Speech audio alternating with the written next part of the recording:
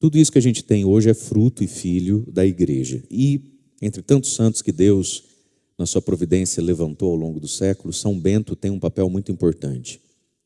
São Bento nasceu de uma família católica, piedosa, era ele já desde menino, virtuoso, né? E ele foi a Roma para estudar. O pai dele tinha condições para isso. E ele foi enviado a Roma para estudar junto com uma ama, vamos dizer assim, né? Uma tutora, também muito, muito cristã, muito virtuosa. E lá ele se escandalizou do que viu. Nós estamos ali, então, no século VI, né? Pelos anos 540 da nossa era. E o que Bento viu foi a barbárie, né? Uma cidade no caos.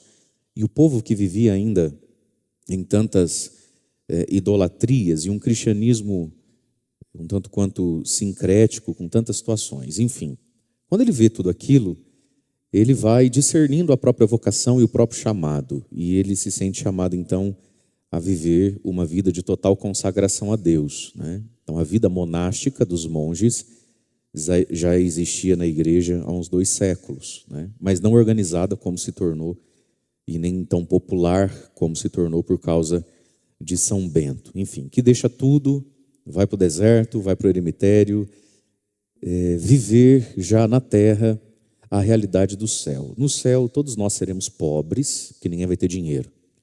No céu, todos nós viveremos a castidade, porque disse Jesus que no céu, né, seremos como os anjos, não casam nem se dão em casamento.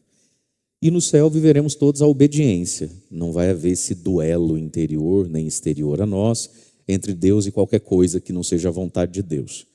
Então, nesses 3 votos da vida religiosa, a pobreza, a castidade e a obediência, está a antecipação na terra do total senhorio de Deus sobre uma pessoa. Foi isso que ele escolheu para ele viver.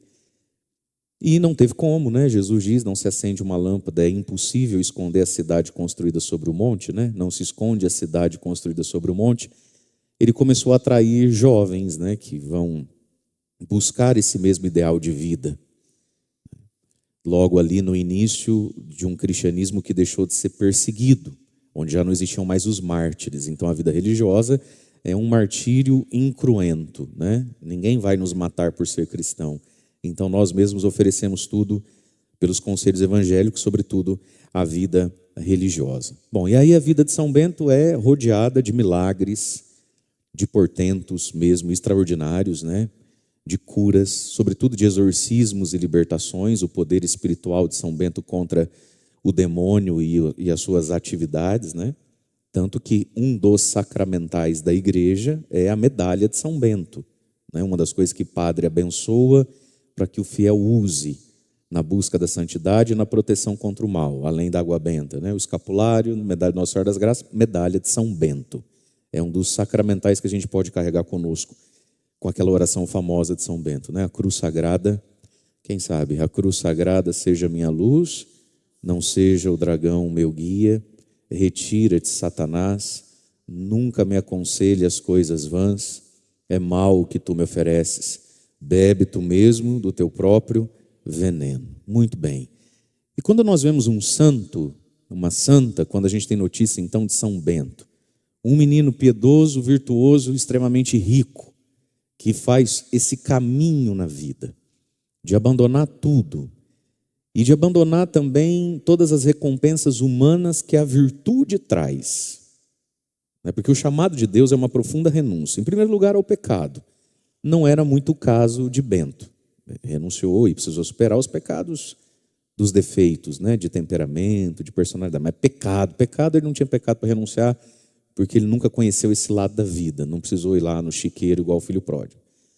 Então, o chamado de Deus é a renúncia do pecado, né? E a superação dos nossos pecados, sejam eles muito graves ou não. Todos nós precisamos vencer os nossos pecados. Esse é o grande combate da vida. Adquirir as virtudes, né? As virtudes humanas, os dons do Espírito Santo, os frutos do Espírito. Mas o chamado de Deus também é uma renúncia a nós mesmos, aos nossos direitos, aos nossos sonhos. Quando a gente vive uma vida boa, virtuosa, quando a gente rompe com o pecado e adquire virtudes, nós estamos abençoando a nós mesmos. E nós vamos ter muitas recompensas disso. Como Bento. Ele era culto, ele era estudioso, ele era disciplinado, Ele não tinha problema com bebida, com festas, com farras, como muitos jovens da sua época tinham. Ele não se perdeu em Roma, como muita gente que ia estudar em Roma e se perdia. Então ele estava abençoando a própria vida dele. Ele ia colher muito de ser essa coisinha linda do papai e da mamãe. Ele era cuti-cuti-cuti. Então ele estava fazendo bem a ele mesmo. Deus, quando chama alguém, chama para abrir mão também dos benefícios que a pessoa iria colher. A vida de São Bento não ia ser uma vida dura, difícil, com psiquiatra, padre, Lei Maria da Penha, SAMU, dormir na casa da mãe, porque ele pegou e foi para a sogra. Ele não ia ter esses infernos na vida, não. Porque quem vai se melhorando a si mesmo, vai abençoando a si mesmo. Então, essa seria a vida de Bento, né? Então, quando a gente vê alguém abrindo mão disso, e aí você toda piedosa, você todo piedoso, né? Todo cristão, católico mais que o Papa, olha para isso e fala: ai, que desperdício, gente. Coitado, um menino tão bonito, uma moça com tudo pela frente, né? Você sabe que os chamados de Deus revelam a qualidade de quem nem chamado foi, né? Dá para ver que você é bem mundaninho, né? Mundana que só. Chega da dó, né? Então não é só a renúncia do pecado, né? Mas renunciar coisas tão belas e abençoadas que Bento ia colher na vida e escolheu não colher por amor a Cristo, né? Então, quando a gente vê esse tipo de coisa, o que nós estamos vendo? Nós estamos vendo o Evangelho de hoje. Naquele tempo disse Jesus aos seus discípulos: em vosso caminho anunciai, o reino dos céus está próximo. É por isso, meus irmãos, que a santidade e a consagração a Deus é tão importante, e é por isso também que é tão combatida, ridicularizada e atacada pelo próprio inferno. Porque quando viram Bento, e quando vemos hoje, nas devidas proporções e circunstâncias, um Bento acontecendo de novo, o que nós estamos vendo? O reino dos céus está próximo. O que significa? Jesus disse: anunciem no vosso caminho às pessoas que o reino dos céus está próximo. O que é o reino dos céus está próximo? Está próximo a vinda gloriosa de Cristo, o juízo final, que está próximo. Quando é, a gente não sabe, mas está próximo. O reino dos céus está próximo no sentido de que o meu juízo particular está próximo, na morte. E está perto a nossa morte. Por mais que alguém viva muito, lá 90, hoje em dia está virando moda, todo mundo vai até os 94, 102. Mas está próximo. Amanhã você tem 100 anos de idade. Vai chegar rapidinho isso aí. Está próximo. E o reino dos céus está próximo também significa que o reinado de Deus, o governo de Deus, ele é perto, ele não é longe. Basta olhar para o Bento. Ele é perto. O reino de Deus está próximo significa que uma vida onde Deus reina, onde Deus governa, que uma vida onde Jesus Cristo é o motivo, a razão, a justificativa e o chão do que eu faço ou não faço, seja da roupa que eu visto, seja da música que eu escolho para colocar na foto que escolhi para o Instagram, seja do como é que eu trato uma pessoa, seja do como é que eu reajo a uma ofensa, seja do como é que eu lido com as minhas tentações e pecados, seja a vida, né? O reino dos céus, essa vida, ela é perto, ela não é longe como a nossa preguiça gostaria que fosse, e nem difícil como o diabo pinta que é. É próximo, é acessível, porque o reino dos céus é o próprio Jesus. E a vida cristã, ela é possível. Mas primeiro nós precisamos nos imbuir então de algo. Nós precisamos vencer a nós mesmos com a graça de Deus. Nós precisamos corrigir dentro de nós esse filho rebelde, que daí está na primeira leitura. Essa semana estamos ouvindo todos os dias o profeta Oséias, né? E o trecho de hoje vai dizer: quando Israel, meu povo, quando cada um de nós era criança, pequenininho, eu já o amava.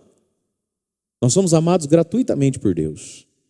E do Egito, lá da escravidão, da pobreza e da escravidão do Egito, eu chamei o meu filho.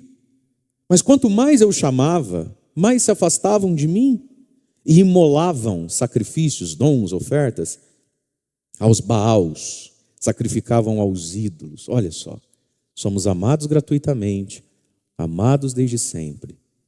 Os piores momentos da nossa vida, quem tinha ou não tinha fé, foi salvo, foi livre, foi ajudado por Deus. Ou você acha que uma pessoa que nunca pisou numa igreja, ela nunca foi ajudada por Deus? Claro que foi. Ela nunca recebeu um livramento, uma bênção, uma ajuda? Claro que sim. Ele diz, mas quanto mais eu fiz, mais se afastavam de mim. E aí imolavam, ofereciam sacrifícios, dons, dádivas, que custavam tempo, dinheiro, né? Só ofereciam um sacrifício no tempo. A quem? Aos Baals e aos ídolos. E quantas pessoas vivem assim? E talvez a gente está imolando a Baal. O Baal da cachaça, o Baal da droga, o Baal do adultério, o Baal do dinheiro. A gente vive sacrificando coisas boas e preciosas que temos, boas e preciosas que somos, a quem? A Deus. Muitas vezes aos nossos ídolos. Os ídolos que o mundo propõe, os ídolos que a gente mesmo inventa. Não é? E aí continua o profeta. Fui eu que ensinei Efraim a dar os primeiros passinhos, tomei nos braços, mas não reconheceram que era eu que cuidava deles. Essa nossa presunção, né? Não, porque eu sou muito trabalhador, padre. Vixe, o senhor não me vê muito na igreja, não, mas eu sou esse aí, graças a Deus, que eu sou muito trabalhador, muito esforçado, aprendi com meu pai. Se eu não tenho dinheiro para comprar, eu não compro, eu não devo para ninguém. Aí a pessoa começa a se arrogar as suas qualidades, né? Porque eu sempre fui uma mulher muito à direita, eu só conheço meu marido, glória a Deus, né, filha? E aí vai aquela lista de obra boa. E não reconhece quem é que cuidou de mim. Quem é que me deu essa capacidade? Quem é que me iluminou para entender que isso é bom? O próprio Deus. E o que eu dou de volta a Deus? Nada. Nada. Dou nada a Deus, porque hoje está frio, porque ontem estava calor, porque hoje eu estou com sono, porque eu não vou com as fuças da fulana. Por quê? E o ser humano se nega, ele não se devolve. É disso aqui que Deus está reclamando. Ele precisa devolver um pouquinho a Deus. E vai dizendo, eu os atraía com laços de humanidade, com laços de amor. Era para com eles como quem leva uma criança no colo. Eu mesmo me rebaixava para dar-lhes de comer, com laços de humanidade. Gente, tem coisa mais bonita, mais gostosa que a vida. Só o céu. Mas você não está lá ainda. Então vamos ficar aqui mesmo. Tem coisa mais bonita que a vida humana. Laços de humanidade. Tem coisa mais bonita que as cores, os sabores, as pessoas. Tudo é bom, não é? Até esse frio. Ai, não gosto de frio, que eu gosto assim. Gosta sim. Um pouquinho você gosta, não é? Gosta sim. Não é gostoso? A sensação dessas blusas quentinhas, cores, cheiros, sabe? As pessoas, as crianças, os mais velhinhos. Não é a coisa mais interessante o ser humano, essa dinâmica, estar vivo ou você quer morrer? Quer nada. Laços de humanidade. Deus fez tudo isso para nós. Agora, nós ouvimos aqui no primeiro Oremos da missa, que é um lema de São Bento, junto com ora et labora, reza e trabalha, né? Se ocupe. Reza e trabalha. Nós ouvimos ali no primeiro Oremos da missa uma outra frase dele. Senhor, dai-nos a graça, por intercessão de São Bento, cumprindo os vossos mandamentos, de nada antepor, nada pôr na frente, né? Nada ser prestação, nada ser tempo de carência para poder usufruir, nada antepor ao vosso amor. E aí, meus irmãos, é isso aqui que a gente precisa resolver em nós. Deus nos cerca com laços de humanidade. É tudo tão bom. Mas, se Ele não é o Senhor da minha vida, e se essas coisas todas não me levam ao louvor, à gratidão e a uma pergunta: que queres de mim? Essas coisas que são bênção, a gente antepõe, põe na frente e vira escravo. E vira escravo. Aí muitos de nós somos escravos, porém elegantes. Ninguém nem sabe qual é a nossa escravidão, porque a gente tem uma elegância. Outros, pobrezinhos, pobrezinhas, chegam a perder a elegância. Você bate o olho e sabe do que é escravo. Mas nada antepor ao amor de Cristo, ao amor a Deus e o amor de Deus em nós. Porque como é e através do que eu respondo essa pergunta? Que queres de mim? Através do que eu dou a Deus o louvor? Através das coisas que Ele fez para mim. Ele me dá, eu devolvo. Ele me dá e com essas coisas eu amo. Nessas coisas, com essas coisas e devolvendo a Ele várias dessas coisas que Ele mesmo fez. E aí diz, como Deus nos olha, né? Meu coração comove-se no íntimo, arde de compaixão de ver o que virou Efraim, o que virou Israel. Não darei largas à minha ira, não voltarei a destruir Efraim, porque eu sou Deus e não homem, sou santo no meio de vós, e não quero me servir do terror. Deus não quer usar da dor conosco. Gente, o plano A de Deus nunca foi o sofrimento para nos acordar, nos despertar, né? Se preciso for, Ele sabe usar da vida e das suas vicissitudes. Mas olha o que Ele diz, eu estou ardendo de compaixão por você. Eu ardo de dó, de compaixão e de amizade. Mas se nós não formos iluminados, meus irmãos, por uma verdade maior que é Cristo Jesus, a gente desperdiça a vida com mágoa, com ressentimento, com vício, com medos interiores. A gente amarra o pé da gente num trauma, numa história, num prazer, em alguma coisa, e a gente nunca vai para frente. Tem gente que passa a vida amarrada em alguma coisa. Vocês conhecem a história daqueles dois bêbados? Mas só vou contar se você estiver acordado. Está tudo tão quieto, deixa eu ver tanto. Quem está acordado? Dois amigos bêbados foram bebendo, ficaram muito bêbados. Bêbado. Estava bêbado, mas não estava bobo. As duas mulheres deles eram muito bravas. E sempre que eles chegavam em casa bêbado, eles apanhavam com a amassada de pau. Eles ficavam roxos no outro dia e todo mundo achava, caíram no caminho. Caíram nada, as mulheres, ó. Eles estavam muito bêbados. Um olhou e falou, tá tarde, vocês têm que ir embora. Onde é que nós estamos? Eles nem sabiam onde eles estavam. E eles tinham ido tão longe daquele dia para beber que eles tinham atravessado um riozinho. E tinha ficado de noite, tinha que atravessar o rio de volta para ir embora para casa. Aí tinha um barquinho. Eles entraram, não viram ninguém, já era madrugada, nem o dono do barco estava ali. Eles olharam aquele barco, só a luz da lua, né? E o barquinho ali balançando. Vamos entrar nesse barco, correndo, escudando, chega. Entraram no barco, os dois, tinha 2 remos. Um sentou do lado do outro ali e bêbado. Começaram a remar, cada um do ladinho. Rema, água espia, rema. Aí dali a pouco passa o combustível. O barco não tem motor, eu vou na pinga, eu não estou aguentando. Aí tomava um gole, remava, os dois remavam. Foi clareando a noite assim, né? Foi vendo a aurora, o sol brilhou. E um falava para ele, não é possível que nós estamos longe assim de casa. Nós andamos tudo isso para vir beber, nós precisamos de ajuda. Não é possível que nós estávamos longe assim. Nós estávamos longe, porque remando a madrugada toda. Começou a nascer o sol e eles não acreditavam. Não é possível que a gente foi tão longe assim por causa de pinga. Porque mais de hora remando não chega. Eu não lembro de ter atravessado isso tudo. Aí nasceu o sol, começou a dar no olho deles assim. Quando deu no olho assim, um pegou e virou para trás. Quando olhou para trás, falou assim, compadre, você não vai acreditar, compadre. Eu falei para você parar de beber. Você está atrasando a nossa vida, compadre. O que foi? Falou, olha para trás. Quando eles olharam para trás, a corda do barco estava amarrada ainda no toquinho. E eles remaram a noite toda. E não andaram 1 metro. Porque não desamarrou a corda. Quando Cristo não desamarra alguém, e a gente se amarrou em algo, em alguém, a vida nos deu um nó, em algum ponto da nossa vida a gente tem um nó. Cada um tem que saber o nó que tem. Se é sexo, se é dinheiro, se é birra, se é manha, se é melancolia, se é ira. Aí cada um sabe onde é que o calo aperta. Deveria saber. Senão o que é a vida, meu irmão, minha irmã? É remar a vida inteira e não sair do lugar, porque meu pai não me amou. É remar a vida inteira e não sair do lugar, porque eu sou gordo, porque eu sou magro. É remar a vida inteira e não sair do lugar, porque quando eu era pobre, aí começa, as pessoas não saem do lugar. Mas quem é que desamarra? É quando o sol brilha.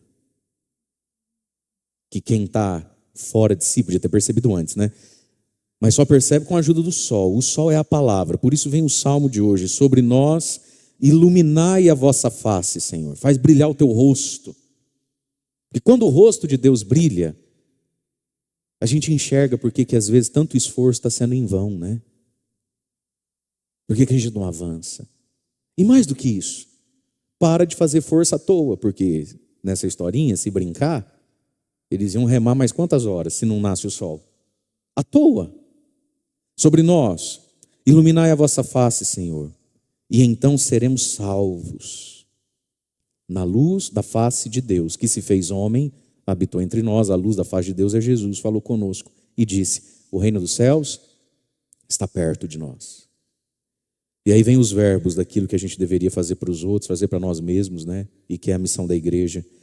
Curai, ressuscitai, purificai, expulsai demônios, de graça recebestes, de graça deveis dar. Então, quando a gente reza, quando a gente comunga, quando a gente escuta a palavra de Deus, a gente está recebendo algo de graça para mim, mas é algo também através de mim. E aí Jesus fala do que fazer, né? Curar, ressuscitar, purificar, expulsar. E aqui então vai um entendimento. Por que é que Deus tem feito de você essa coisinha linda, maravilhosa e agradável, hein?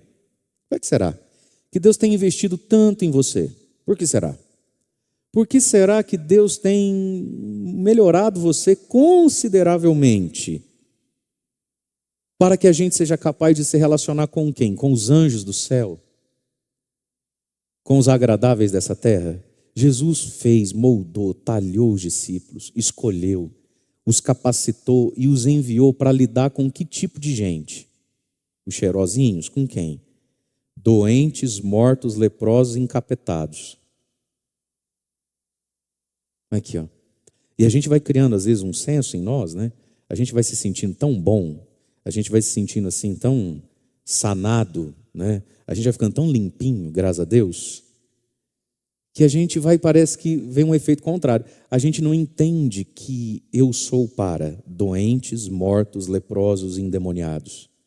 A gente quer distância dessas pessoas. E lá vem, tudo eu agora.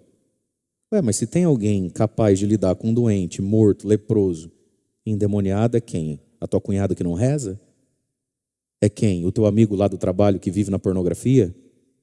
É quem? As tuas amigas do colégio que corta braço, vive no pecado? Quem é que vai lidar com um doente, morto, leproso e endemoniado? O discípulo de Cristo. Ué, por que Deus coloca tanta coisa boa dentro de nós? Sabedoria, inteligência, temor a Deus, virtude. Por que Deus tem colocado tanta coisa boa em você? Para que isso? Para a gente olhar no espelho? Para que isso? Jesus nos envia para que tipo de situação, pessoa? Doentes, mortos, leprosos, endemoniados. Esse tipo de realidade tem que fazer parte da vida de um cristão. Não por escolha ou culpa, mas como missão e apostolado. Então eu preciso olhar para a minha vida e ver. Na minha vida cabe, tem tempo, tem espaço, eu tenho paciência, eu me relaciono, eu beneficio, nem que seja um pouquinho. Algum doente, algum morto, algum leproso e algum refém do diabo? Ou a minha vida cristã me encastelou, me refugiou? E isso, meus irmãos, não aconteceu nem com a vida dos monges de um São Bento. Os mosteiros são lugares de cultura, de educação, de atendimento espiritual, de testemunho de vida. Eu dizia no início da homilia, tudo isso que a gente conhece como civilização veio dos mosteiros. As cidades eram construídas ao redor dos mosteiros e recebiam daquilo ali. Aprendiam até a cuidar da terra. Tudo através dos monges. Então, o que a vida cristã devota tem feito de mim? E às vezes ela vai nos enchendo de muro. E é para essas pessoas que Cristo envia os seus discípulos. Como? Não leveis ouro, nem prata, nem dinheiro, nem sacola, nem 2 túnicas, nem sandálias, porque o operário tem direito ao seu sustento. Ou seja, um dos assuntos mais importantes da vida cristã é o dinheiro. A gente não pode ser refém dele. Então, portanto, reze pelo seu relacionamento com o dinheiro. O que é não ser refém do dinheiro? Tem dois jeitos de você ser refém do dinheiro, escravizado por ele. Um, pela ambição, né? Pela avareza, querer ter mais, o luxo, a ostentação, aumentar patrimônio desenfreadamente. Isso é um jeito de ser escravo do dinheiro. Cair na corrupção, né? Tudo por dinheiro. Deus não cabe na minha vida porque eu quero dinheiro. Mas tem gente que é refém do dinheiro justamente porque não o tem. Tem gente que é escravo do dinheiro pelo avesso, né? Porque não tem. E aí o dinheiro vira o assunto que mais te consome energia, sono, estraga seu nome, abaixa a tua cabeça, te humilha, te amedronta. Porque você tem? Não, porque não tem. Valei-me São José, né? Dinheiro é um assunto muito importante na vida, gente. Muito importante. E quantas pessoas não conseguem servir a Deus direito por causa de dinheiro? É preciso uma inteligência espiritual para saber lidar com o dinheiro. Nem para não terminar, né, escravo da avareza e da ambição, nem para não terminar escravo da caristia, que também sufoca, que também atrapalha. E Jesus diz desse relacionamento com o dinheiro, mas também fala de sacola, túnica, né? No outro evangelho ainda vai dizer, comam do que vos oferecer. Mas aqui também tem esse olhar de Jesus. Por que Jesus falou assim, não leva essas coisas com vocês, não? Porque os discípulos são judeus. Qual era o problema do judaísmo de então? Quem não é judeu é cachorro. Não é isso? Lembra da samaritana, dos cachorrinhos? Os impuros. Então Jesus fala assim, não leva 2 túnicas não, que é para você ter que permitir que alguma senhora lave essa túnica sua. E você, ela é judia, ela é samaritana, não importa, a senhora podia lavar para mim? Não leva comida de reserva não, que é para você ter que comer na casa de alguém. E parar com essas perguntas do puro e do impuro. Né? Depender do outro, depender do irmão e da providência de Deus, que age através de todos, né? E aí Jesus fala, em qualquer cidade ou povoado onde vocês entrarem, se informem para saber quem seja digno se hospede ali. E aqui que está, eu tenho que evangelizar todo mundo e me hospedar na casa de quem? De quem for digno. A gente evangeliza todo mundo, tem intimidade com um ou outro só. Porque tem algo que é muito importante para um discípulo de Jesus. O nome. O nome. Aí você fala assim para mim, ninguém paga as minhas contas. Tá, enquanto você era mais um solto aí, tá bom, vive assim. Ninguém paga as suas contas, não faz mal para ninguém. Mas a partir do momento, meu querido, minha querida, que você é identificado como um discípulo de Jesus, Deus abençoe que agora ninguém precisa pagar suas contas. Amém? Mas você não é mais só isso. Você tem um nome ligado ao nome de Cristo, então. Evangeliza todo mundo, aperta a mão de todo mundo, faz o bem para todo mundo e se hospede. Verifique se é digno. Não comprometa o seu nome. Você tem um nome. Teu nome conta muito. Então, a partir do momento que a gente ganha esse sobrenome chamado da igreja, qual a fulana? A fulana lá da igreja. A partir do momento que o da igreja entrou no fim do nome de alguém, né? Qual Mário? O padre? Não, o Mário lá da igreja de Brasilândia, entendeu? Você mudou de tamanho, você mudou de patamar e o teu nome agora conta. E dependendo do nome que você cria ou das coisas que você faz, esse teu nome te impede tudo. O nome é coisa muito importante. Desejar a paz, né? Ao entrar numa casa, saudai-a. Se eles forem dignos, desça sobre eles a vossa paz. Se não for, volta para você também. E aqui está, né? A gente fala para o outro assim, paz de Cristo. Mas olha o que Jesus disse. Desça sobre a pessoa, sobre uma casa, a tua paz. Então, para desejar a paz de Cristo para alguém, eu preciso estar em paz também, né? Mas se a pessoa não é digna, também não perca a paz, ela volta para você. E aí Jesus vai falar do juízo final. Está tudo tão bonito, está tudo tão misericordioso, né? Mas Jesus vai falar do juízo final, então. Se alguém não vos receber, nem escutar vossa palavra, e acontece, hein? Não recebe, nem escuta, quer saber dessas coisas. Saiam daquela casa ou daquela cidade e sacode a poeira dos pés. Em verdade eu vos digo, as cidades de Sodoma e Gomorra, no dia do juízo final, serão tratadas com menos dureza do que aquela cidade, do que aquela pessoa. Veja, Sodoma e Gomorra vão ser tratadas com muita dureza. Eu não quero nem ver. Ai, que dó. Sodoma e Gomorra vão ser tratadas com muita, mas com muita dureza. E Jesus está dizendo, se uma casa, se uma comunidade, se uma pessoa rejeita o Evangelho, acreditem, vão ser tratados com mais dureza do que a dureza que já está guardada para Sodoma e Gomorra. Portanto, irmãos e irmãs, quando Deus levanta um Bento lá em Núrcia e o leva lá para o Monte Cassino na Itália, quando Deus coloca diante de nós o reino dele, seja na vida de uma pessoa que eu estou vendo que está vivendo o reinado de Deus na vida dela, quando Deus se apresenta a nós em Jesus pela sua palavra, o que está acontecendo? Naquele instante, naquele momento, o que está acontecendo aqui agora? Está acontecendo o juízo final. A pregação do Evangelho, por mais alegre que ela seja, misericordiosa que ela seja, ela é escatológica e ela tem algo de apocalíptico.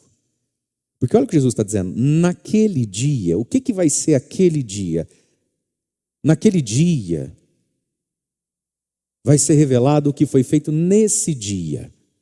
Sempre que a gente escuta, meus irmãos, o Evangelho, nós somos o juiz. Um dia Deus vai ser juiz de todos nós. Um dia. Mas hoje nós é que somos o juiz de nós mesmos, da vida de Jesus e do próprio Deus. Sou eu que aqui e agora ajuizo e bato o martelo, como juiz no tribunal. Sou eu que bato o martelinho. E digo, que bonito. Ajudai-me, Senhor, é o que eu quero para mim. Sou eu que bato o martelinho e falo, conversa de padre, pagar dinheiro do povo, rapaz, para com isso. Você acha que alguém vive essas coisas tudo certinho assim? Isso é bobeira. Diante do chamado de Deus, sou eu que bato o martelo como um juiz no tribunal e digo, Deus é digno do que me pede. Sou eu que bato o martelo e falo, ai que exagero, não precisa tudo isso para ser de Deus. Naquele dia é recompensado, é pago, é julgado então, né? Sentenciado, o que foi feito nesse dia.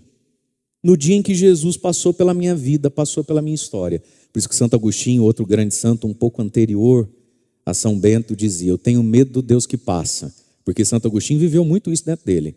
Sofria porque estava na mão do cão, vivia tudo errado. Aí Jesus começou a se apresentar a ele. Vocês sabem, né, que Santo Agostinho foi se batizar na segunda chance, né? Na primeira ele fez toda a catequese, pensa a vergonha que não passou, a raiva que não sentiu Santa Mônica. Santo Agostinho fez o catecumenato, né, para receber o batismo, que ele já era adulto. No dia de ir para a vigília pascal receber o batismo, Santa Mônica preparou para a missa, fez a velinha dela, coisa, com aparador para não cair no chão da igreja, né? E está indo para a igreja. Quando ela passa na sala, Agostinho, sem camisa, jogando FIFA. Vai ver, você não tomou banho? Tem que ir, hoje é o seu batismo, a mãe até separou a roupa lá para você. Tudo. Não sei, mas não me sinto pronto, não sei o que. Não foi. Não foi. Passa um bom tempo e algumas Páscoas ele vai. E recebe o batismo. Veja, meus queridos, e aí Santo Agostinho não só por isso, por tantas coisas vai dizer, né? Tenho medo do Deus que passa. Por quê? É o julgamento que está passando. Você vai ou não vai? O que você vai fazer? Está passando, né? Então, naquele dia, meus irmãos, Deus vai ser juiz e vai ajuizar o juízo que eu faço hoje de Jesus. Brega, cafona, coisa de véia, coisa para pobre. Eu não preciso dessas coisas, não sou doente, não sou doido, eu não faço mal para ninguém, não posso viver minha vida, sou jovem ainda. Aí começa. É ou não é? Ou eu sou juiz e bato o martelo de outra forma. Ele é o Senhor. E eu quero que a minha vida hoje esteja debaixo e dentro de um reino e de um rei que reconfigura tudo. Que reconfigura tudo. Esse juízo e esse juiz está na minha mão, sou eu. Naquele dia, disse Jesus, haverá dureza muito maior do que Sodoma e Gomorra para quem não corresponde a isso. Portanto, irmãos e irmãs, como dizia Santo Afonso de Ligório, amor com amor se paga, nós somos amados, né, por Deus. Paguemos com amor aquele que tanto nos ama. Convictamente equivocados estavam os fariseus, os mestres da lei e muitas vezes nós também, né? Através de um pecado chamado hipocrisia, que é limpar, maquiar por fora, se esquecendo do mais importante que é o por dentro. Nós temos uma expressão, né, na língua portuguesa que diz assim: quem vê cara não vê coração, nem tudo que reluz é ouro, né? Comprei gato por lebre, por fora bela viola, por dentro pão bolorento, enfim. Mas Deus vê por dentro. Deus conhece por dentro. E a religião, meus irmãos, é algo maravilhoso para nos religar a Deus, através de nos religarmos com a verdade e conosco mesmos à luz de Deus. Mas ela é feita de práticas externas, como tudo na vida. A gente precisa sair de dentro da nossa mente e vir para a prática da vida, né? Você talvez conheça pessoas, ou talvez seja do tipo de pessoa que tem essa dificuldade de sair do mundo das ideias e vir para a prática, né? Quantas mulheres não se ressentem dos seus maridos porque eles vivem dentro da cabeça deles, né? Dentro da cabeça deles, né? Amor, você não ia arrumar o... Eu não estou vendo isso aí. Mas está vendo mesmo? Faz 20 dias que você está vendo. Faz 40 dias que você está vendo. Não vai assim, ele está aqui, ó. Ele vive dentro da cabeça dele, ele não sabe fazer nada prático, né? E é infernizante conviver com gente assim, né? E é pecado grave ser assim. Viver no mundo das ideias causando aflição no outro. A pessoa não decide, ela não faz, ela não bota, não vai, né? E às vezes a fé, meus irmãos, a gente vive aqui também no mundo das ideias, ó. Ela precisa se traduzir em concretudes, né? Portanto, como é que eu posso traduzir as concretudes das ideias da fé? Aí a gente vai escolher, e a igreja nos dá muitos ritos, muitas fórmulas, muitas coisas externas, né? Sem as quais eu nem sei se você tem fé, nem você mesmo sabe se você tem fé, se você não faz coisas da fé. Precisa fazer coisas da fé, né?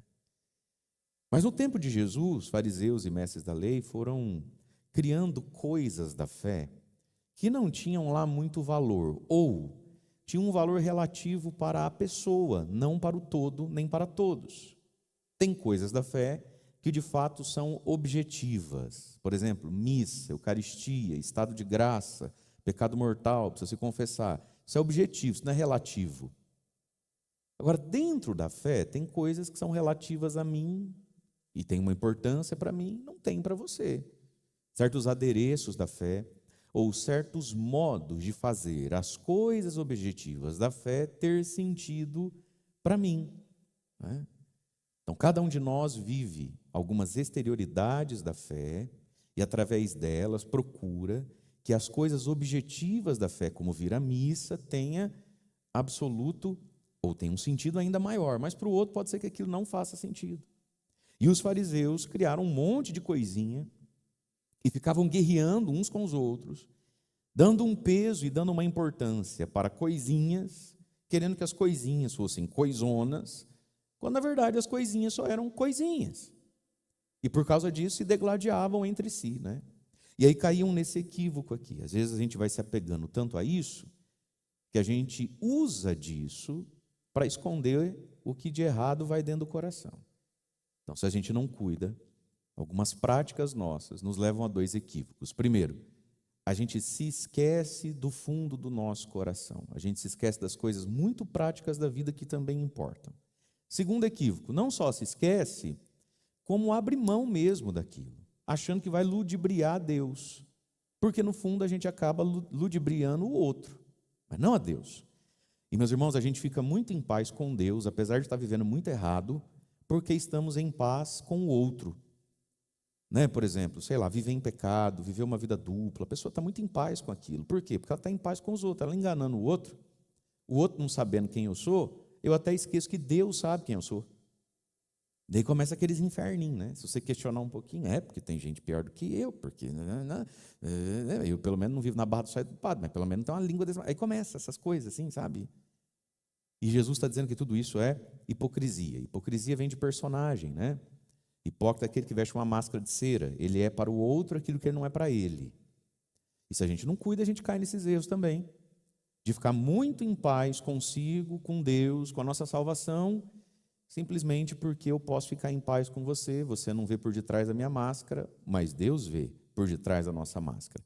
E nós vivemos, irmãos, diante de Deus, muito mais do que diante dos outros, né? E aí Jesus fala, nós estamos aqui no capítulo 23 de São Mateus, que começou ontem, mas não foi proclamado ontem, porque ontem caiu a festa de São Bartolomeu e tem o evangelho próprio de São João. Mas até sábado nós vamos com esse discurso aqui de Jesus, da quinta-feira. Ai de vós, ai de vós, ai de vós, que é a preparação para Jesus contar as duas últimas parábolas do reino. O reino de Deus é como, e aí são duas parábolas de vigilância, sobre a vinda, a volta gloriosa dele. Mas estamos aqui então no segundo dia. Ai de vós, mestres da lei, fariseus e hipócritas. O assunto hoje é a vida financeira, o nosso relacionamento com o dinheiro através do templo e da religião. Vai falar do dízimo. Vós pagais o dízimo de tudo, não só do dinheiro e da renda, como também da hortelã, da erva doce e do cominho, que eram 3 iguarias que eles podiam vender, negociar, né, fazer trocas, e que eles jogaram no pacote dos 10% do dízimo também, e na antiga lei isso aqui estava excluído do dízimo. Mas aí eles incluíram isso no dízimo, para a perfeição dos ritos, né? Inclusive no que se refere à vida financeira. E aí eles se orgulhavam muito de dar 10% do dízimo, e de vez em quando eles tinham acesso, acolhiam lá um pouquinho da hortelã, da erva doce, do cominho, lá vai 10% também disso aqui. E aí se vangloriavam disso, né? E aí Jesus diz: mas vocês deixam de lado, fazem isso com tanta perfeição, com tanta exatidão, né? Mas deixais de lado os ensinamentos mais importantes da lei. O que é o mais importante da lei de Moisés? Justiça, misericórdia e fidelidade. Isso é o mais importante, continua valendo isso. Justiça é: não te devo nada, não devo nada para Deus, tudo que é seu, tudo que eu te devolvo e devolvo a Deus. Dar ao outro o que é de direito do outro, né? Quando a gente pensa de direito do outro, sobretudo quando o assunto é dízimo, o que a gente já pensa? Não está devendo dinheiro para o outro, óbvio. Ser justo é não defraudar o outro no dinheiro, mas não só. Não defraudar o outro na confiança que ele deposita em nós, não defraudar o outro no direito que ele tem sobre mim, da minha palavra, do meu tempo. Por exemplo, casamento. Dificilmente um marido ou uma esposa vai defraudar o outro com dinheiro. Você rouba teu marido, você rouba tua esposa. Apesar que hoje em dia tem doido para tudo, mas você deve ao seu marido ou à sua esposa tempo, atenção, palavra educada e não palavrão. Você deve respeito, você deve fidelidade, justiça. Para com os filhos, algum pai rouba dinheiro do filho, dinheiro da filha, apesar que tem doido para tudo, mas você deve ao seu filho presença, amor, afeto. Você deve correção, direção. Você deve paternidade, maternidade, que não se resume só em pagar conta. Um filho, uma filha vai roubar o pai, a mãe com dinheiro, apesar que tem doido para tudo. Mas eu devo ao meu pai obediência, honra, submissão, sim senhor, desculpe, me perdoa. Eu devo muitas coisas ao meu pai e à minha mãe, que não é dinheiro, isso é justiça. A gente também deve a Deus. Ou alguém aqui vai lá e passa um cheque sem fundo em Deus? A gente deve a Deus respeito, honra, os mandamentos, a lei de Deus da igreja, não é assim? A gente deve a Deus o domingo, dia santo, os preceitos que a fé nos coloca. Sexta-feira santa não comer carne, fazer um jejum. A gente deve algo a Deus, véio. Como é que não deve nada a Deus? A gente deve ao outro, deve a Deus. Vocês acabam deixando de lado justiça, estão tudo injusto, picareteando aí Deus e os outros. O que é mais importante na lei? Justiça, misericórdia. O uso da misericórdia.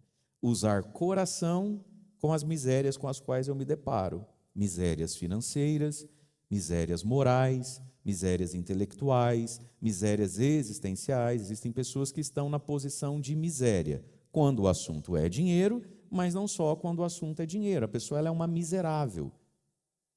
Olha o que ela está passando, olha o que ela está vivendo. E também, olha o que ela está me fazendo. Está me fazendo isso porque nobre, santo, virtuoso.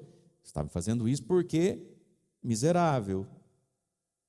Esse é o tripé da lei de Deus: justiça, misericórdia e fidelidade. Usar de misericórdia. E às vezes a gente consegue se regular ou cumprir muito bem com ritos da fé, mas não consegue usar a córdia, o coração, quando o assunto é miséria, seja minha, seja do outro. Eu não consigo me compadecer de ninguém.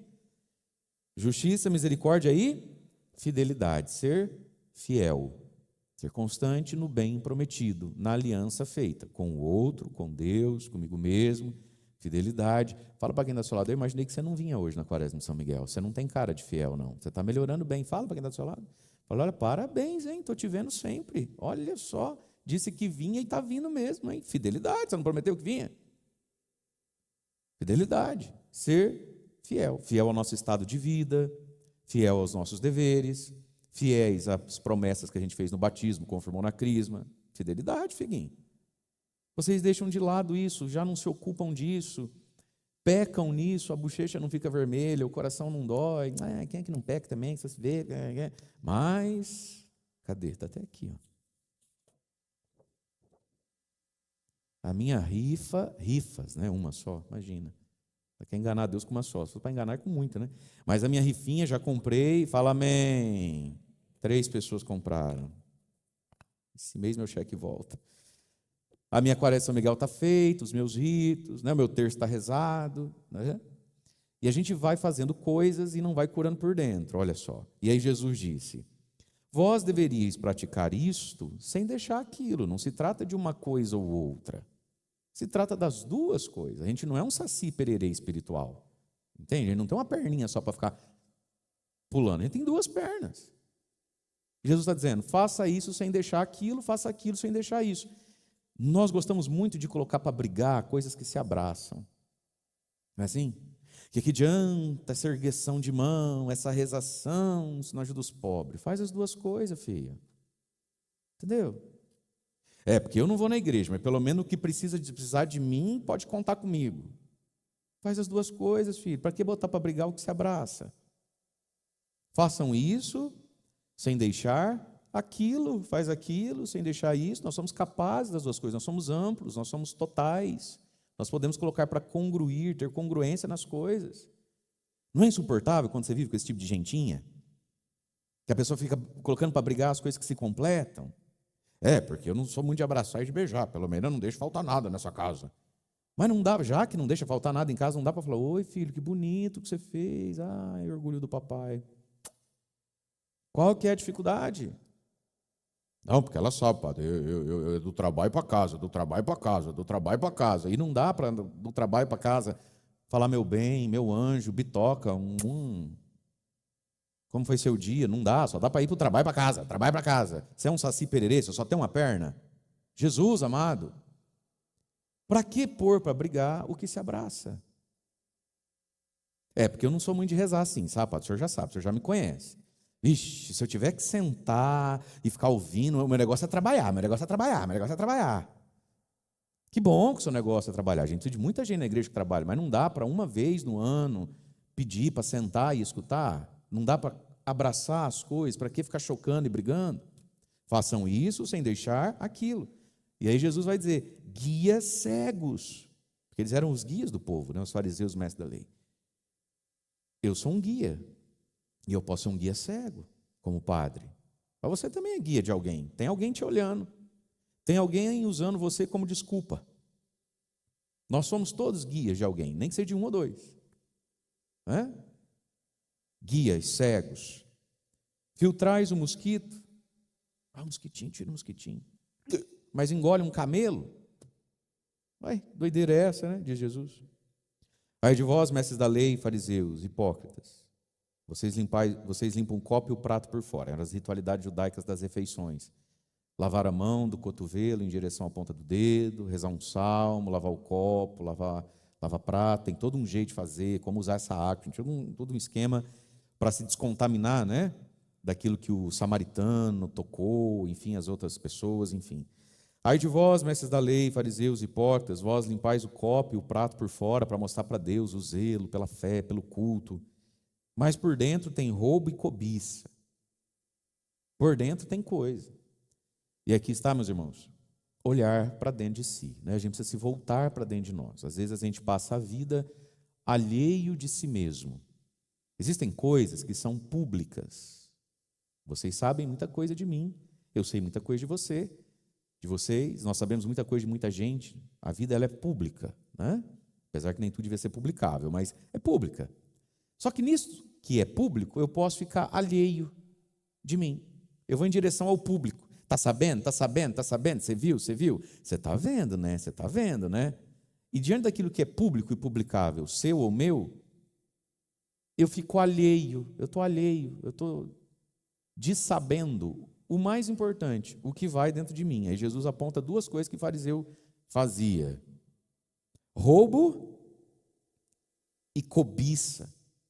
Homens cobiçosos.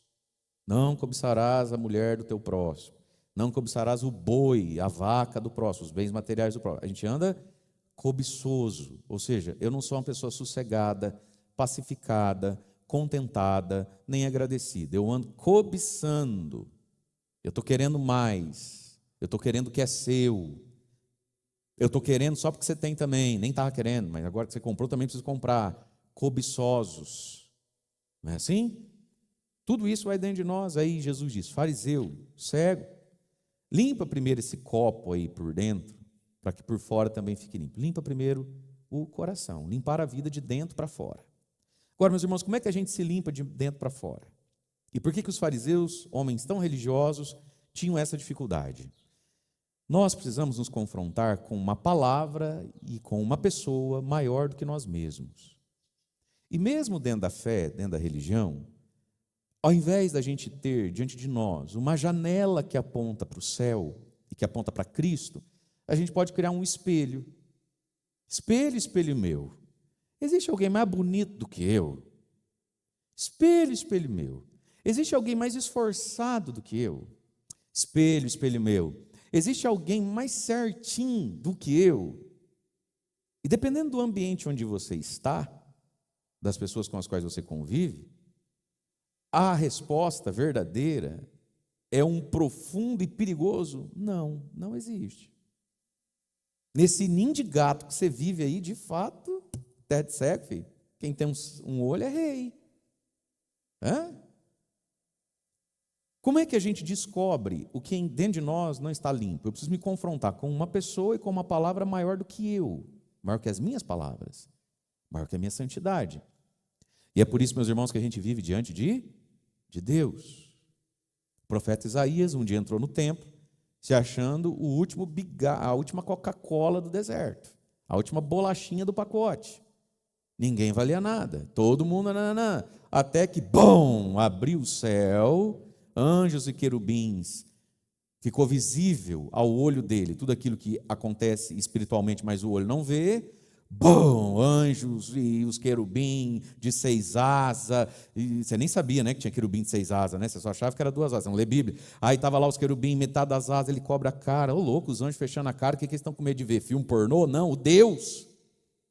Aí ele olha do lado e, Deus, e aí ele fala: ai de mim, estou lascado, porque sou um pecador. Uai, não era o santão da cidade?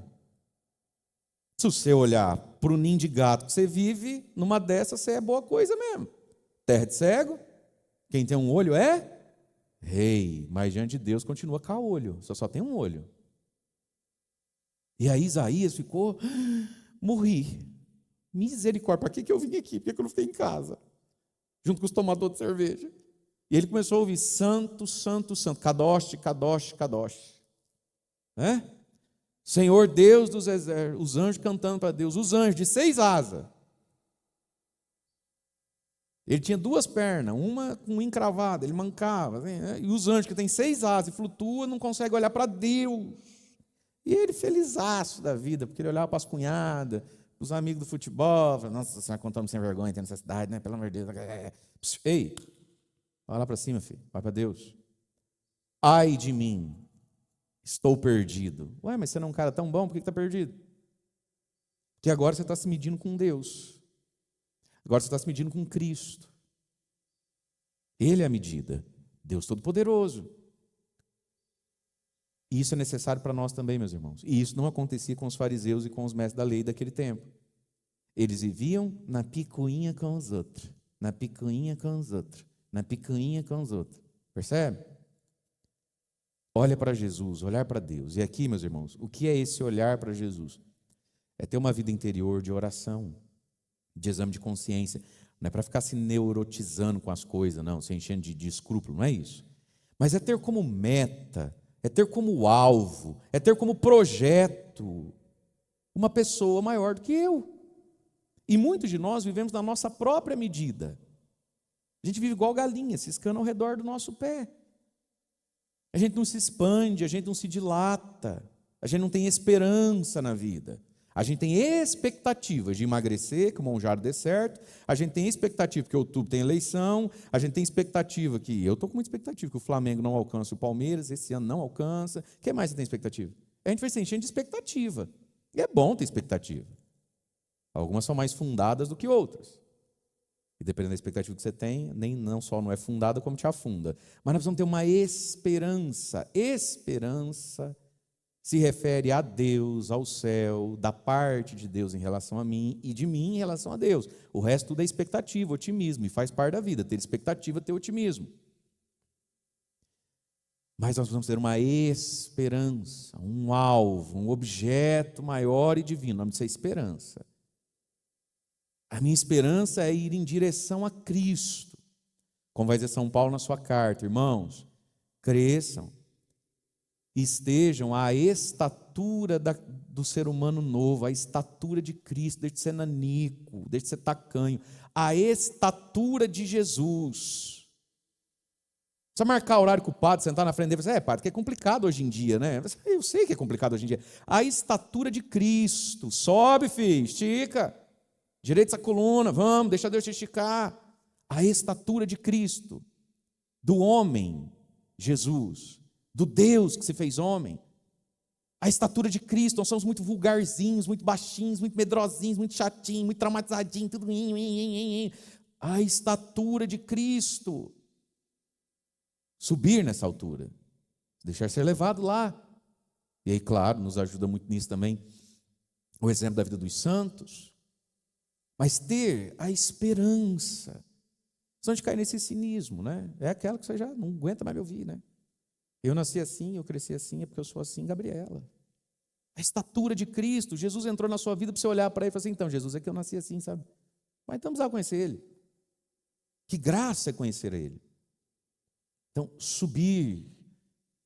Por quê? Porque confrontado por uma pessoa maior do que eu. Senão eu vivo na minha própria regra, na minha própria medida. E é possível vir à igreja todo dia e viver na própria medida de sempre de si. Tem gente que depois de uma vida de igreja não vai mudar um A na vida. Ele não muda um A do que ele pensa, do que ele sente, do como ele interpreta, do como ele reage. Ele não muda um A do que ele sempre valorizou ou desvalorizou na vida. Ele se encheu de coisas para alcançar as suas expectativas. Porque ele não teve ou não quer ter a esperança de ir ao encontro de Jesus. Algumas pessoas às vezes não causam em nós escândalo ou desânimo. Por quê? Porque todo o aparato religioso é para proteger ou realizar as suas expectativas com relação às coisas da vida. Mas ela não tem uma esperança dentro dela de céu, de santidade, de identificação com Jesus Cristo. A altura de Cristo, diz Paulo. Vivam à altura de Cristo. A gente não diz isso de tantas coisas? Eu acho que fulana não está à altura de tal coisa, né? Eu acho que eu não estou à altura desse convite. Estará à altura. Né?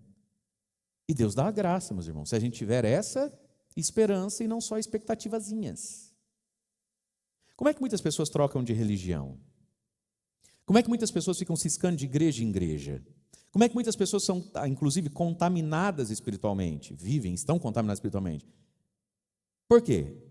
Porque elas não têm esperança em Jesus. Elas têm expectativas sobre a vida. E aí, meu filho, se o padre não resolve, tem um pastor naquela esquina, tem um pastor na outra esquina, tem um que bate tambor aqui, tem outro que joga raminho lá, tem outro que faz sacrifício aqui, a outra lê a mão, a outra lê o baralho. E aí vai, e se tudo isso também não resolve, a gente volta a pedir para São José, e todo mundo atrás das suas expectativas. Eram os fariseus de então, eles colocaram uma expectativa naqueles aparatos religiosos, mas eles não tinham esperança em se santificarem e em se unirem a Deus. Essa tentação também é para nós hoje, também é para mim, também é para você. Fala para quem está do seu lado, para de pensar em quem não veio, fala, você está pensando em quem não está aqui, né? Bem você mesmo. Ei! Nós precisamos de uma janela que nos aponte para o alto. E a janela que aponta para o alto é o Evangelho de Cristo. E nos confrontarmos com Ele, que é maior do que nós, com a palavra dele que é tão diferente da nossa. E aqui, meus irmãos, a importância da gente aprender a rezar com A, a partir da, nunca sem A, palavra. As devoções, elas ocupam um lugar. Por exemplo, você vem na missa, né? Ou você vai em qualquer sacramento que a igreja celebra, batismo, casamento, tudo. Sempre antes das preces se proclama uma palavra. Eu não posso pedir para Deus só o que vem nas minhas ideias, só o que eu tenho na telha da cabeça. Sonho, medo e dor. Posso, mas não só isso. Sempre antes vem a palavra. Nós precisamos ter a palavra como fonte da nossa oração. E aí você vai ouvir uma coisa. Muitas pessoas alcançaram muitas graças e graças extraordinárias de Deus, através de devoções e súplicas. E se alcançaram, é porque podia pedir, era bom pedir, e se Deus deu é porque é certo dar. Não tem nada de errado. E a pessoa vai ser muito grata a Deus porque alcançou aquilo. Louvado seja Deus por isso. Mas você vai dizer, nossa, a pessoa vai dizer, eu sou tão agradecido, tão agradecido. Ainda bem que é. Mas você só vai ouvir essa palavra aqui, ó. Hoje eu sou outra pessoa. Hoje eu me tornei outra pessoa.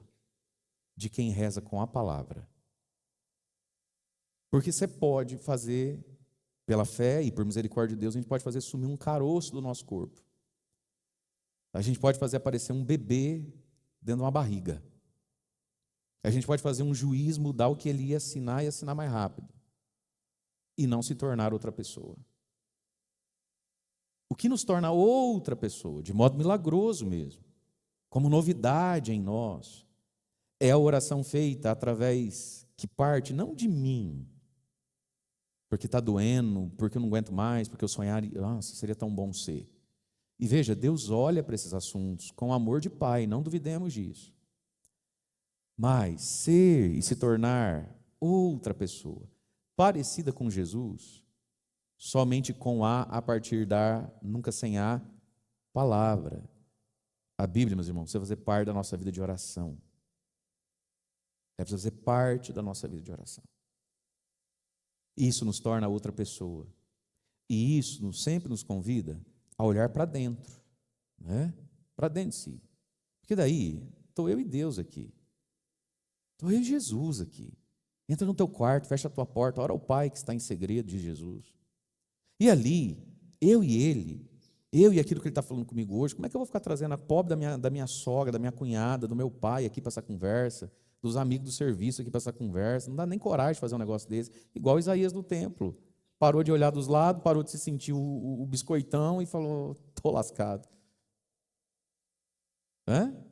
Mas o que foi que Deus fez com Isaías? O anjo veio no altar do incenso, pegou lá com a tenaz, né? Pegou com aquela varetona, um carvão do altar, que era para queimar o incenso, e foi lá, e aí Isaías, ele se acusou, né? Ai de mim, estou lascado, porque eu sou um homem de lábios impuros. Entendi. Falador. Fala da vida de todo mundo, mente um pouquinho, julga, critica o problema do Isaías. Estava na boa, foi ele que falou. Ai de mim, estou lascado, porque eu sou um homem, um ser humano, de beiço impuro. O anjo foi lá, pegou o carvão vermelhinho em brasa, que era para queimar o incenso, né? E fez o que com o carvão? Fritou os beiços dele. E o anjo falou, calma, filho. Agora que você se confrontou com Deus e reconheceu quem você é, que parou de olhar para os outros, Deus é misericórdia, Deus é verdade e misericórdia. Agora que você não é mais iludido de você mesmo, Deus purifica teus lábios. Mas o Isaías até então, eu, lábio impuro, pelo menos sou igual aquele outro que trai mulher. Eu, lábio impuro? Não, porque tudo que eu compro eu pago. Sou igual aquele outro lá que o cheque dele volta. Eu, lábio impuro? Aí começa. E enquanto conversa assim, o fogo do altar fica no altar e os beiços continuam sujos. Quando fica sozinho, ele e Deus, Deus vai lá e cauteriza a ferida dele, a miséria dele, o pecado dele. Mas Deus não me cura, meus irmãos, antes de eu saber do que eu vou ser curado. Entende? Deus não faz em mim aquilo que eu nem sei que tem que fazer em mim. Deus não toca no que eu não digo. Percebe? Você não vive isso na sua casa, às vezes? Fulano, se você não contar, se você não falar, não posso te ajudar. Abre a boca. Vamos, abre o coração um pouquinho, que eu vou te ajudar, não sei o que você passa. E tem gente que é desse tamanhozinho mesmo, assim, é até falta de inteligência, né? A pessoa quer que a gente adivinhe o que ela... Olha, achei que o senhor tinha notado que eu dei uma afastada. Ah, meu amigo, a vida que eu levo. Ô, filha, tem dor de mim. Abre a boca, manda um áudio, marca um horário, entra na fila. Ah, vá, sabe? Deus é a mesma coisa. Olha, está o anjo pronto. O carvão está vermelhinho. Isaías, quando é que você vai perceber a boca suja que você tem? Enquanto não perceber, olha, perigoso o carvão virar cinza, sem fritar você, está prontinho, filho. Mas você precisa saber disso, Isaías. Enquanto a gente não sabe de nós mesmos, gente, Deus faz o que na gente? Se eu não sei de mim, como dizia Santa Teresa d'Ávila, como pode as pessoas acharem que um dia vão entrar no céu se nunca entrar dentro de si? Não vai entrar. Mas para isso, meus amados, nós precisamos de um caminho, de uma janela que aponta, que é o Evangelho. E aí, quando isso não existe na nossa vida, a gente pode se encher de maluquices. A primeira leitura de hoje, que é da segunda carta de São Paulo aos Tessalonicenses, é uma preciosidade. Nós estamos aqui nas primeiras cartas apostólicas, esse texto é escrito antes dos 4 evangelhos, inclusive, possivelmente. Então, muitos apóstolos ainda estavam vivos, alguns já tinham sido martirizados, Jesus tinha dito que ele subiu ao céu, mas ele iria voltar. Havia uma grande expectativa pela volta gloriosa de Jesus. E aí Paulo diz, no que se refere, irmãos, à vinda de Jesus e à nossa união com ele, vos pedimos, não deixeis tão facilmente, vocês são muito bobo, tão facilmente assim, transtornarem a vossa cabeça, nem vos alarmeis com tanto desespero por causa de alguma revelação ou carta atribuída a nós apóstolos. Já naquele tempo tinha fake news. Já tinha gente que queria contar uma história mais importante que a do outro. Paulo está dizendo, eu nem falei nem escrevi. Se Paulo está escrevendo a Tessalônica, é porque Tessalônica escreveu a Paulo. Partilhando um monte de coisa. E Paulo está dizendo, então, essas coisas que vocês mandaram para mim, eu não falei nem escrevi. Quem disse que eu falei mentiu, quem disse que eu escrevi falsificou minha letra. Não falei nem escrevi. Mas Paulo está dizendo, vocês são muito bobo, com muita facilidade, vocês ficam, para. Ou carta, afirmando que o dia do Senhor está próximo. Que ninguém não vos engane de modo algum. Deus, aqui está o importante. Assim como os fariseus estavam esquecendo o que é importante, a comunidade tessalônica também estava meio que esquecendo o que é importante nessa história de quando é que Jesus volta. Deus o chamou para quê? Por meio do Evangelho, vocês alcancem a glória de Jesus. Como é que faz isso? Assim, portanto, irmãos, ficai firmes e conservai firmemente aquilo que vos ensinamos, por carta ou através, ele disse aqui, né? Vos ensinamos de viva voz ou por carta. Então, as tradições da igreja. Nosso Senhor Jesus Cristo e Deus, nosso Pai, que nos amou em sua graça e nos proporcionou consolação eterna e uma feliz esperança, a certeza do céu, que Ele anime os vossos corações. É isso que é importante. Estar unido a Deus por meio do Evangelho. E você já reparou que muito daquilo que você gosta de escutar, presta atenção em mim, muito daquilo que você gosta de escutar, sobretudo YouTube, TikTok, rede social, muito do que você gosta de escutar, que você gasta muito tempo, Jesus gastou pouco tempo. As pessoas pegam um assunto da fé, ela faz parte do escopo da fé. Mas ela faz parte quantos por cento? Na boca de Jesus isso representa quantos discursos, quantos por cento? Aí a pessoa pega aquilo que Jesus quase não falou uma vez e gasta a vida em cima. Era o que estava acontecendo em Tessalônica. Paulo está perguntando, mas por que vocês gastam tanto tempo e energia em cima desse assunto? Esse assunto é um assunto.